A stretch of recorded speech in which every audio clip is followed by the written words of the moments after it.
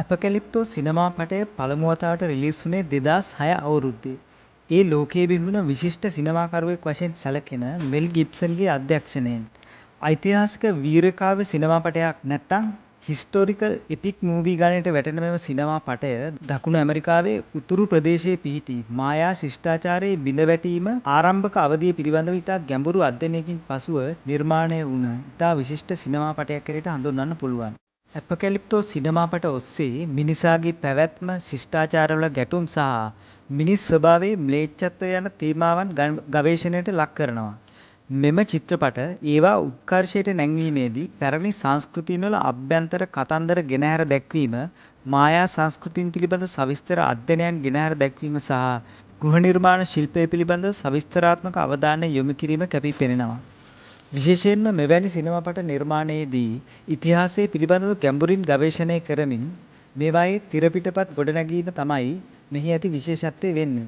යථාර්ථවාදී සිනමාවට වඩාත් සමීප අයුරින් සහ අමු හැඟීම් ජනිත වන ආකාරයෙන් නිපදවා ඇති ඇපකැලිප්ටෝ සිනමාපටය වඩා රළු ශෛලියකින් යුක්ත වෙනවා. සංවාදයන් ඉතා අඩුවෙන් යොදාගෙන ඇති මෙය බොහෝමයක් යුකැටෙක් මායා භාෂාව යොදා ගනිමින් එහි පසුතලය තුළ නරඹන්නන් ගිල්වා තබා ගැනීමට මෙල් ගිබ්සන්ගේ විශිෂ්ට නිර්මාණ හැකියාවට පුළුවන් වෙනවා. එමෙන්ම වනාන්තරයේ ශාස්ත්‍රීය භූදර්ශන සහ ජගුවර්පෝගේ ආවේනික ගමන නාට්‍යමය ජවනිකාවක ආකාරයෙන් ග්‍රහණය කර ගැනීමට මෙහි සිටින දක්ෂ කැමරාකරුවාට හැකියාව ලැබෙනවා. මෙල් ගිබ්සන්ගේ විශිෂ්ට අධ්‍යක්ෂණය, එහි අද්විතීය තාක්ෂණික භාවිතය, සිනමාපටයේ පුරා දිවෙන නළු නිළියන්ගේ විශිෂ්ට රංගනය වෙනුවෙන් ඇපකැලිප්ටෝ සිනමාපටය ඉතා ඉහළ විචාර ඇගීමකට ලක් වුණා.